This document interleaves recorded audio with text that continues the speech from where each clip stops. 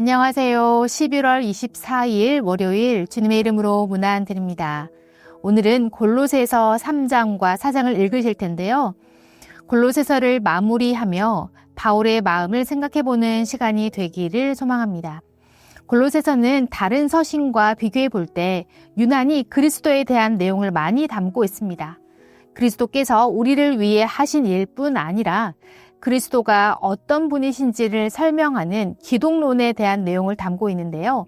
이를 보아 골로새 교회 안에 그리스도를 부인하는 이단들이 많이 들어와 있었음을 알 수 있습니다.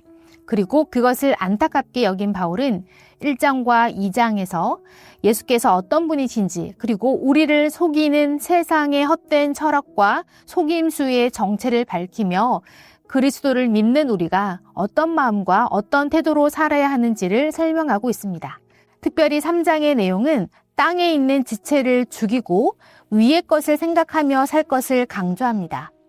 음란, 부정, 사욕, 탐심, 분함과 노여움, 악의, 비방, 거짓말 등 죄로부터 시작된 인간의 모든 더러운 것들을 버리고 이제 우리는 그리스도와 함께 새 사람을 입었으니 하나님이 택하사 거룩하고 사랑받는 자처럼 긍휼, 자비, 겸손, 온유와 오래 참음을 입어 그리스도를 따라 살 것을 강조합니다.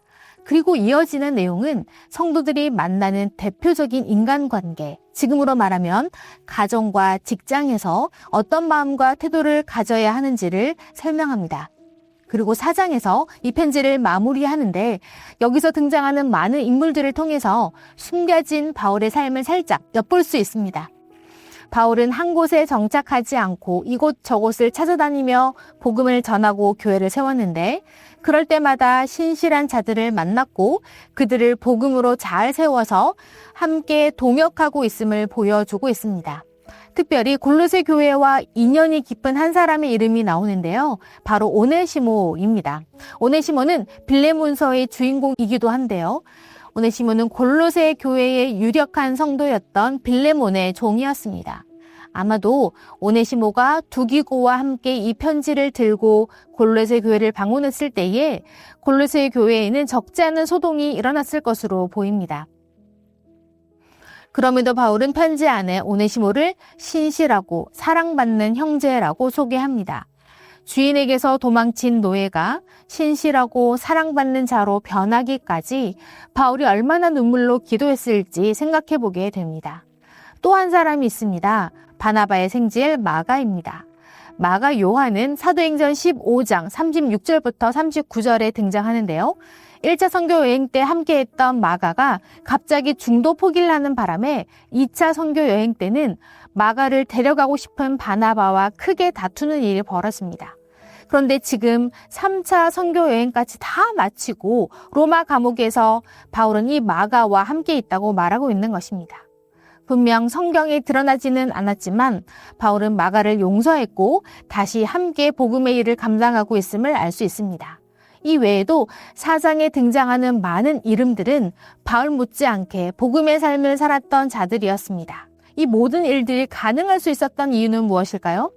바로 예수 그리스도, 나를 위해 고난받기를 두려워하지 않으신 그분을 경험했기 때문입니다. 바울이 말하는 참 성도의 삶과 복음의 일꾼들은 모두 그리스도 때문에 할 수 있었던 일이었습니다.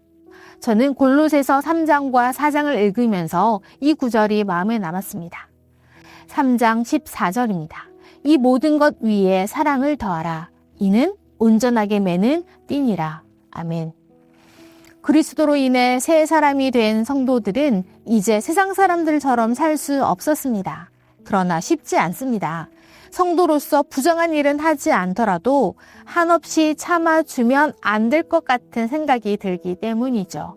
그럼 성도들은 어떻게 살아가야 할까요? 바울의 말처럼 땅의 지체를 죽이고 위의 것을 찾으며 살 때 꼭 필요한 것이 바로 이 사랑입니다. 사랑이 무엇일까요? 가장 먼저는 하나님께서 우리를 사랑하시는 그 사랑일 것입니다. 당신의 독생자를 죽이실 만큼 나를 사랑하신 그 하나님의 사랑을 성도들의 마음에 가득 채워야 합니다. 그리고 한 가지 더, 이웃을 향한 사랑입니다. 이웃을 향한 사랑은 내게서 나오는 것이 아닙니다. 내 마음을 채운 하나님의 사랑으로 내 이웃을 사랑하는 것입니다. 왜냐하면 그 이유도 사실은 하나님이 사랑하신 바로 그 사람이기 때문입니다. 그러므로 그리스도인으로 살아갈 때 가장 필요한 것은 이 모든 것을 온전하게 매는 띠, 바로 사랑인 줄 믿습니다. 사랑하는 성도 여러분, 그리스도를 믿는 것은 옛사람을 죽이고 새 사람을 입는 것입니다. 새 사람은 깨어졌던 하나님의 형상을 다시 회복하고 우리의 지식에까지, 즉 우리의 생각하는 것에서 행동에 이르기까지 온전히 하나님의 것으로 새로워지는 것입니다.